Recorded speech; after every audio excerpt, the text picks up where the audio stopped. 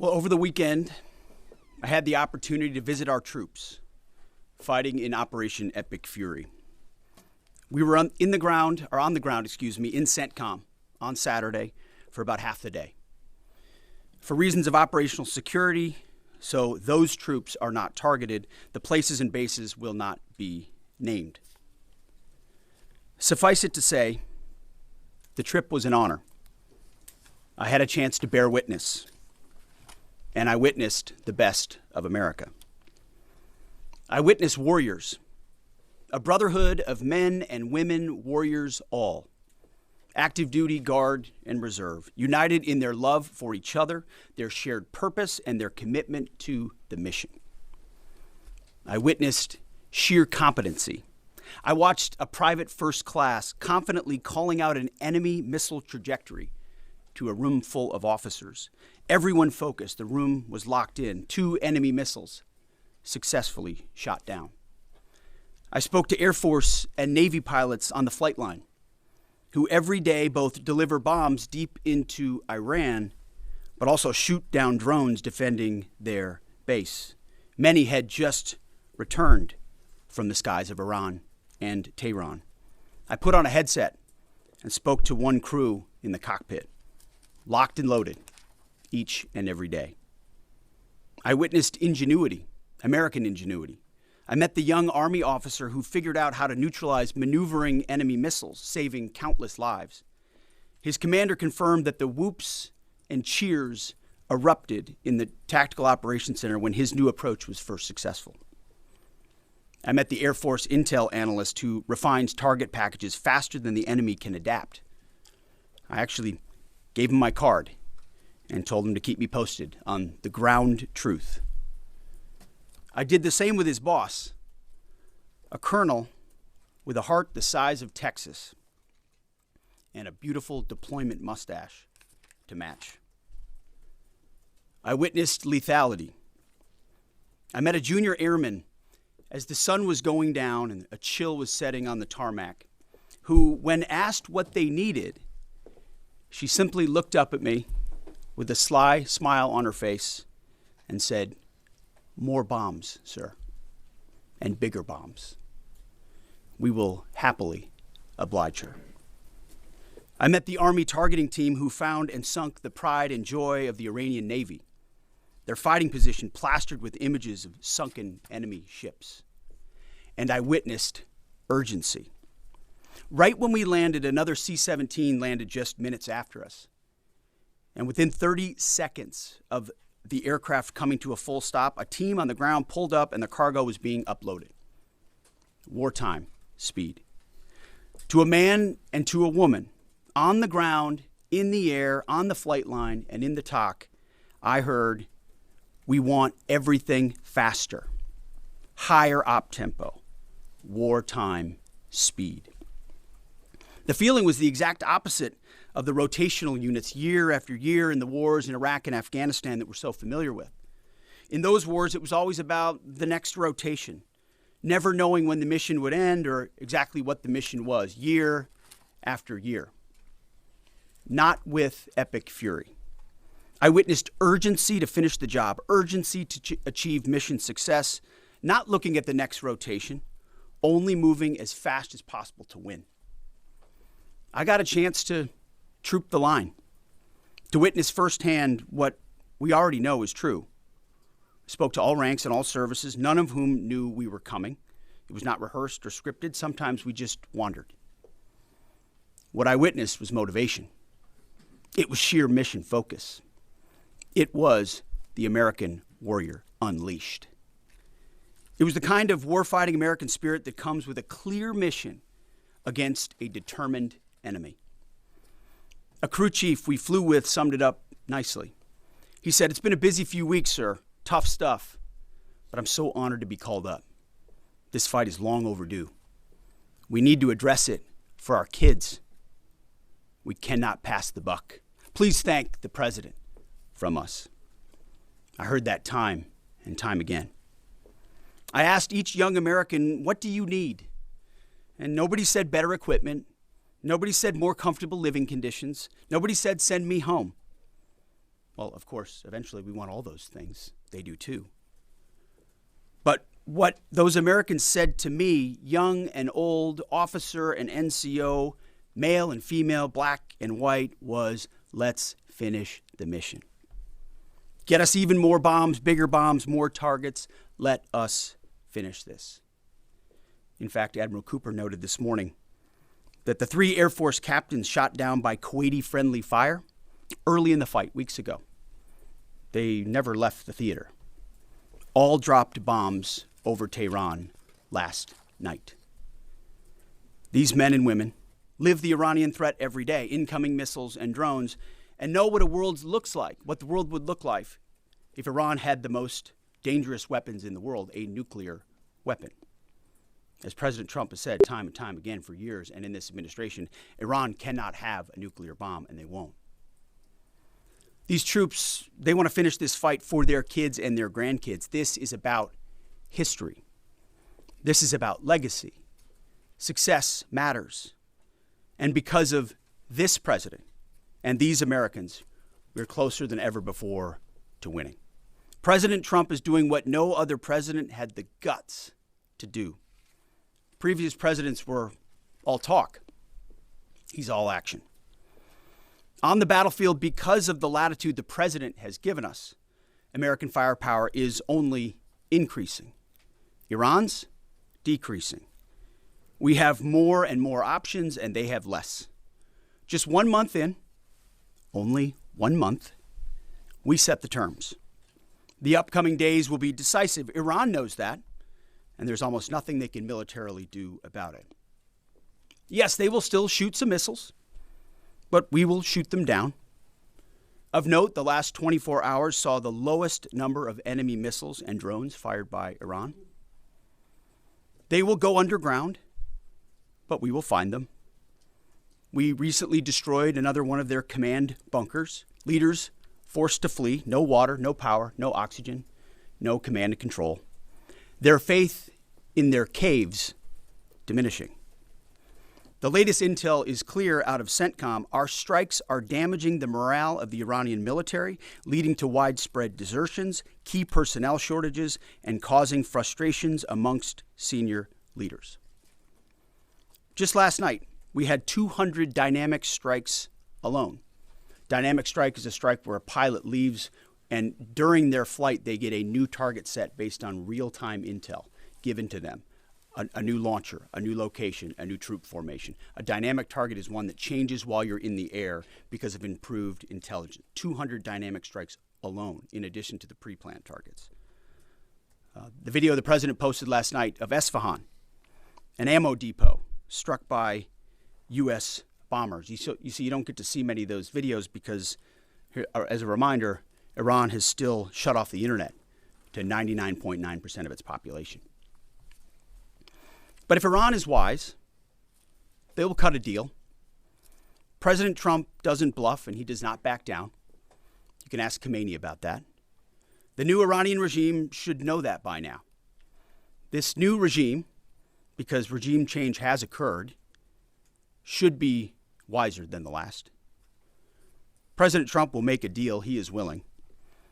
And the terms of the deal are known to them. If Iran is not willing, then the United States War Department will continue with even more intensity. Standing here this morning in this briefing room, in my mind's eye, I'm actually looking out at the groups I met this weekend. The pilots, the logisticians, the intel analysts, the targeters, the sustainers, the flight crews, the air defenders, the base security, those maintainers who we walked up at sunset with the chill in the air on the flight line. May God watch over all of them each day and each night. May his almighty and eternal arms of providence stretch over them and protect them and bring them peace. In the name of Jesus Christ. And amen. Mr. Chairman, over to you. Thank you, Mr. Secretary, and good morning, everyone. and thank you again for being here. As operations continue, I remain deeply grateful for the service and determination of 2.8 million members of our joint force, each of whom are serving something greater than themselves. Every day, those deployed, and in many cases, those at home who are deploying forward, and bomber pulses and others, put themselves in harm's way, and we owe them a deep debt of gratitude. I remain especially grateful for our fallen who gave the ultimate sacrifice. We'll never forget their valor and their determination to do something greater than themselves. And each day we continue to earn what they've given to us. This morning I want to share that yesterday the Joint Force had the honor of participating in the burial of Colonel Clarence Emil Bud Anderson, who passed away in May of 2024 at the ripe old age of 102. He was laid to rest in Arlington Cemetery yesterday morning alongside his wife of 70 years, Eleanor, who he married on February 23rd, 1945. She passed away in 2015 at the age of 92. Bud, yesterday, a legend to our Air Force and fighter pilots everywhere, was honored with a combination flyby of F-35s and a 4-ship of P-51 Mustangs. He was one of the most prolific flying aces of World War II and the highest scoring P-51 ace with 16 and a quarter kills in his squadron and in his group. And he served from 1942 to 1972, and his last combat tour was flying F-104 Thunder Chiefs over North Vietnam. For anyone that had the chance to meet Colonel Anderson, you knew what an incredibly special man he was. And that's true for each and every one of our World War II vets who become fewer and fewer with each passing day. They are the greatest generation and give us the gift of an incredible example as we execute Operation Epic Fury today. And Colonel Anderson, we mourn for your loss and remember that smile on the right side as you went out to do our nation's business. I'd like to now share an operational update. Our Joint Force continues to focus on our military objectives as we systematically continue to degrade and destroy Iran's ability to project power and threaten stability beyond its borders. First, the Joint Force continues to destroy Iran's ballistic missile and UAS capabilities. We remain focused on interdicting and destroying the logistical and supply chains that feed these programs. And this remains a truly joint effort prosecuted around the clock from air, land, sea, space, and cyberspace. Long-range bombers from U.S. Strategic Command are coordinating with tactical fighter aircraft from our Joint Force launched from bases around the region and the continental United States, while simultaneously Navy fighters from the sea and sailors continue to project power from the sea, while Army and Marine artillery units continue to execute long-range precision fires deep into enemy territory against high-value targets. Meanwhile, on the defense side, our Army and air defenders and aviators, as the Secretary talked about, remain vigilant, forming a shield to protect our forces and our partners, intercepting missiles and drones. Together, we continue to deliver precision strikes against key manufacturing nodes, component storage sites, research facilities deep within Iranian territory. And over the past 30 days, we've struck more than 11,000 targets. Given the increase in air superiority, we've successfully started to conduct the first overland B-52 missions, which allow us, as we've said before, to continue to get on top of the enemy. And as the Secretary talked about, switch towards more and more dynamic targets, servicing mobile targets around the battle space. We've continued to do the work against Iran's missile, drone, and naval production facilities, and we continue the multi-domain pressure that we've talked about. Second, on the Navy front, we continue to assert dominance over the Iranian Navy. We remain focused on targeting their mine-laying capability, their naval assets, and we've now, as I mentioned briefly last time, started to work attack helicopters and other close air support assets into the naval domain. CENTCOM continues to identify and work against naval depots and storage areas. And we've taken out, again, more than 150 ships, including all Jamaran-class frigates inside their Navy. Third, we continue to prosecute our campaign against our defense industrial base at scale. This includes factories, warehouses, nuclear weapons research and development labs, and the associated infrastructure required for Iran to reconstitute its combat capability. I'd like to continue my theme of highlighting the incredible contributions of Americans to our joint force. Today I want to talk a little bit about a different front line, a line that doesn't have bunkers or guard posts, but is just as critical to our nation's security, our National Assembly lines. Today I want to recognize a group of Americans who live at the beginning of our nation's combat power, the Americans who actually make our weapons, both inside our defense industrial base, but even more broadly inside our national industrial base. In every military option, we could not and cannot do our jobs without the men and women across our country who show up every day around the clock to a factory floor, a workshop, a laboratory, who build the weapons and capabilities we need to project American combat power at the time and place of our choosing.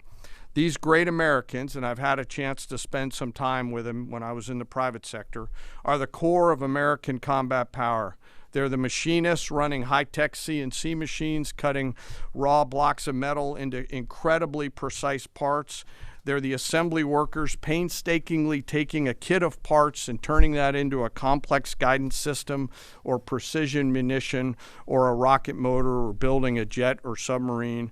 Or they're the quality assurance technicians who ensure that when a warfighter pulls a trigger, the weapon works every time. This can be and is tough and gritty work.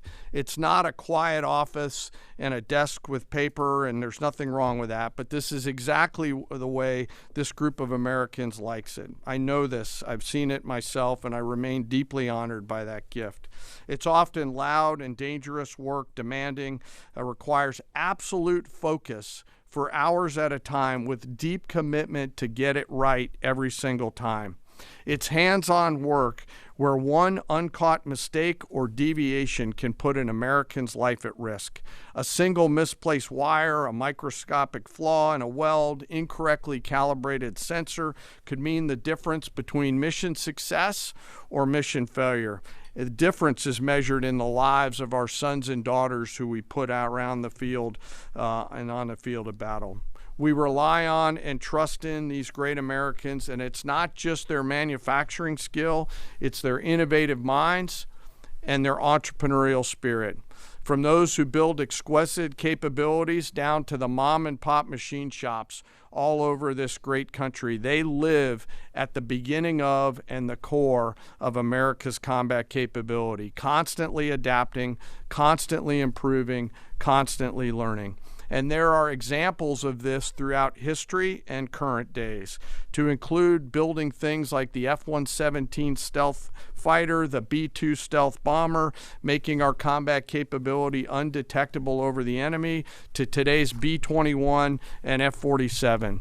It's work like in the shipyards of the East Coast and Northeast side of the United States that go out and build America's nuclear submarines that allow us to patrol around the world at the time and place of our choosing. These innovators, these workers, these incredible Americans don't get the same glory as a fighter pilot returning to a carrier deck at night or an artilleryman sending rounds downrange, and yet they show up every single day, and without them, we could not do the work that we are tasked to do. 24/7, they build the tools that we need to do our business. The skill, the commitment, the patriotism, the dedication poured into every piece of combat capability and hardware is seen and felt out at the edge of the force, as the Secretary talked about those young bomb builders out in the desert that he had the chance to see. You can see it, you can feel it, and it's real, and we're deeply grateful. So to the American workforce out there, both inside our defense industrial base and in our national industrial base, thank you on behalf of the Joint Force. We carry the weapons that you build. We rely on the systems that you create, and the distance from that factory floor and that assembly line to the front line is incredibly short. Thank you. Keep it up. And to our adversaries out there, I remind you to beware of the American workforce. We continue to press forward in our military objectives. The Secretary and I remain deeply humbled by the spirit, tenacity, commitment, and grit of our 2.8 million member strong joint force. I want to, as always, thank the force and their families, and as always, remember our fallen. We carry with them and their names every day. Sir, I'll turn it back over to Absolutely. you. Well, thank you, Mr. Chairman. Two things. He didn't note it, but in memory of Colonel Bud Anderson, the chairman himself flew his F-16 to honor him recently. And thank you for highlighting the defense industrial base, the arsenal of freedom. It's worth noting no one has rebuilt that defense industrial base faster and with more purpose than President Trump in his first term. And now we're rebuilding the arsenal of freedom. Our defense industrial base is more vibrant today than it's been since World War II and growing rapidly. Contrast that with Iran, whose defense industrial base is nearly completely destroyed. Their ability to reconstitute the weapons of war they're using now that they're hiding in underground facilities and attriting over time, their ability to rebuild that is negligible. And I think that contrast is an enduring legacy of this as well, right here. Thank you for your time. We've had some signaling that the U.S. will retake control of the Strait of Hormuz.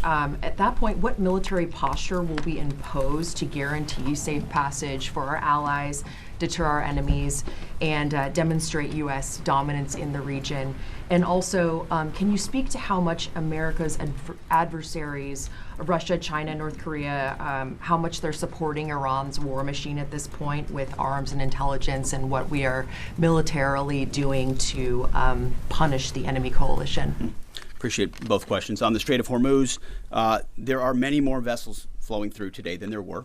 As the president has arranged. The president's been clear to Iran, open it for business, or we have options, and we certainly do. And when you look at what the chairman laid out with the Navy industrial base, with coastal cruise missiles, with UAVs, with counter mine capabilities, we've been focused from the beginning on attriting and defeating those capabilities and limiting their options.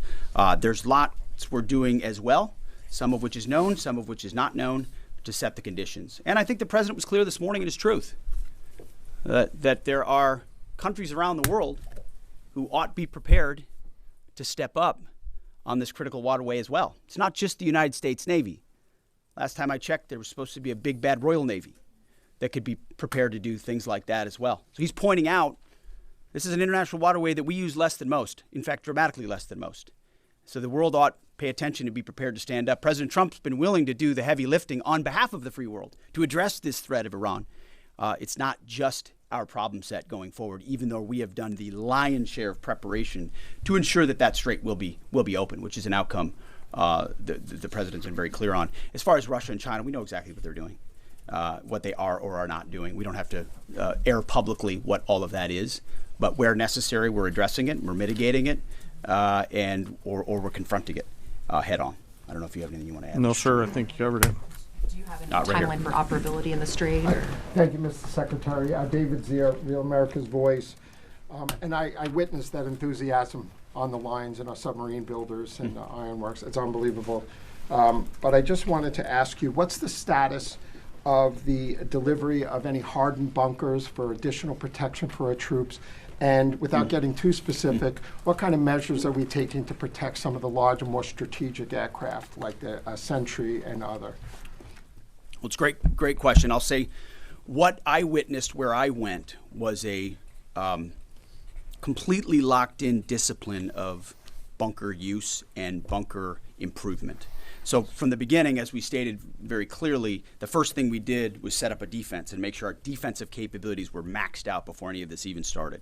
That included fortifications as much as possible, but it also included disbursement.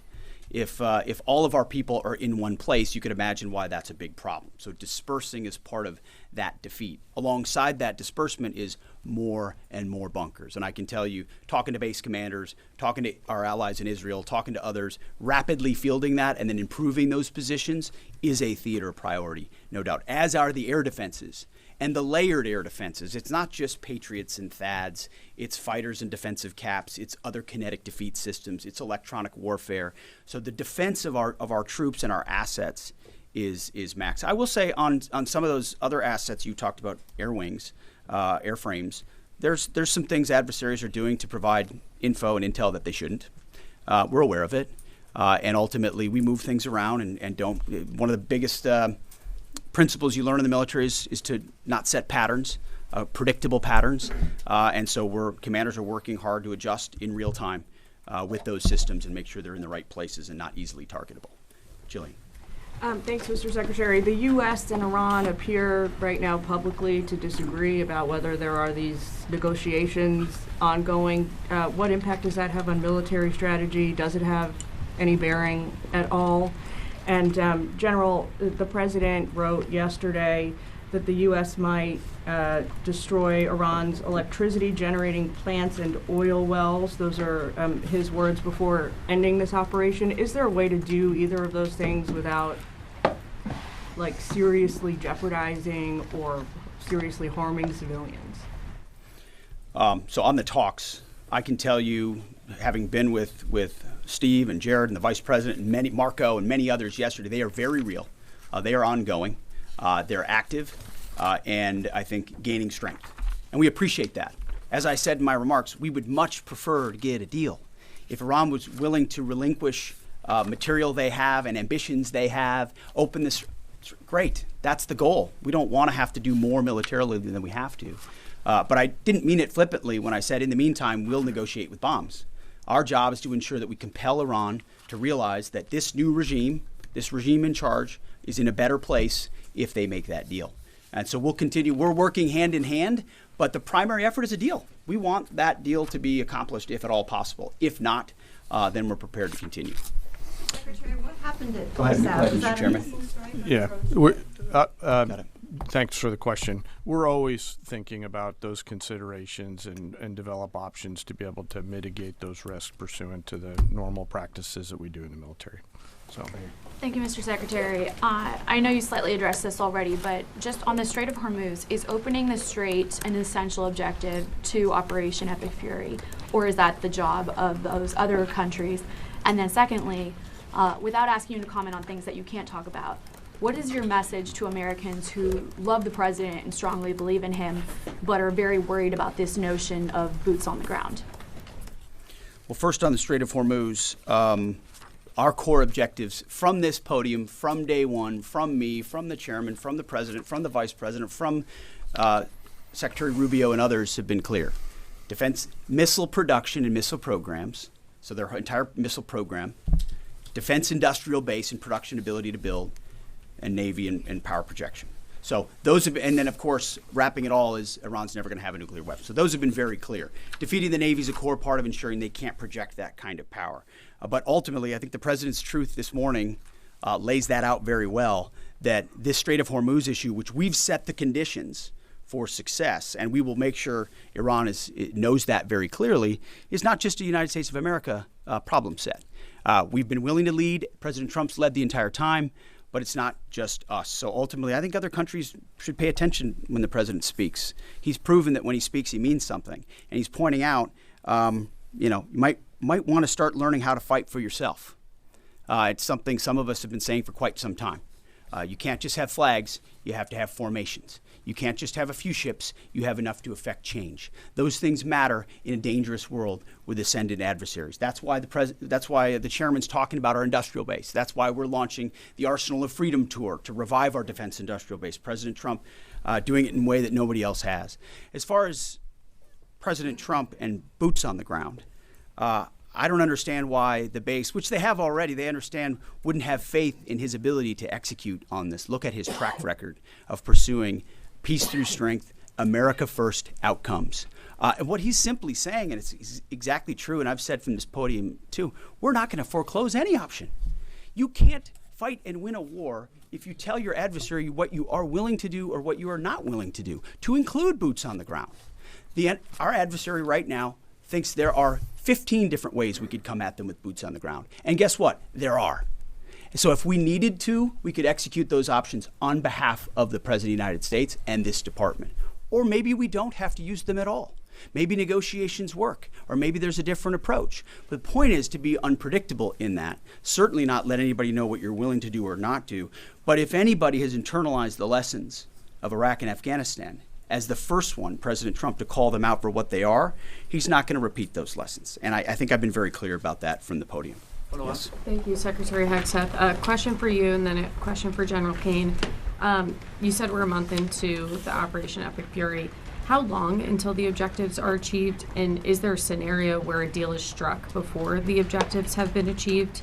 And then for General Caine, there's been lots of media coverage that suggested a ground invasion is imminent. What other purposes might the soldiers and the Marines who have been deployed over to the Middle East serve in this conflict? Well, just like the previous question, it's sort of military 101. Don't tell your enemy what you're willing to do or not do, and don't tell your enemy when you're willing to stop, especially an enemy that likes to hide in bunkers and try to hoard their missiles and hope you'll wait you out. So that's not a question I'm going to answer, or the president has said definitively. We have our own goals and guidance and things military objectives that we're moving toward and things that we look at. And as he's articulated, he's said 4 to 6 weeks, 6 to 8 weeks, 3. It could be any particular number, but we would never reveal precisely what it is, because our goal is to finish those objectives. And we're well on our way. And the chairman and I look at this every single day.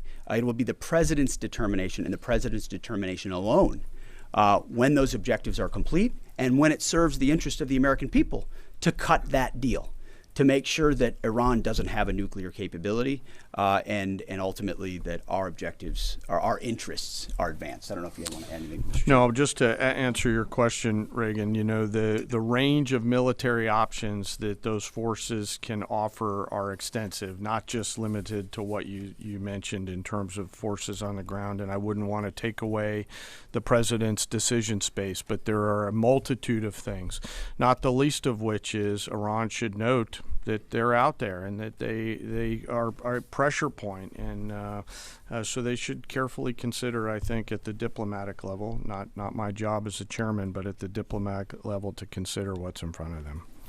Jerry. Okay, Mr. Secretary, the U.S. government and IC assessed for many years that Iran is protecting al-Qaeda senior leaders, including the current Emir Saif al-Idil. Does the U.S. assess that he's still in Iran? Has he fled to Afghanistan? Is he on a target list? And Mr. Chairman, based on CENTCOM figures and open source, Iranian daily missile barrages and drone launches have indeed dropped dramatically since the start of the war, but they're not at zero. And they seem to have maintained some level of low but stable numbers. Perhaps they've dropped a little bit more in recent days. How do we get that closer to zero?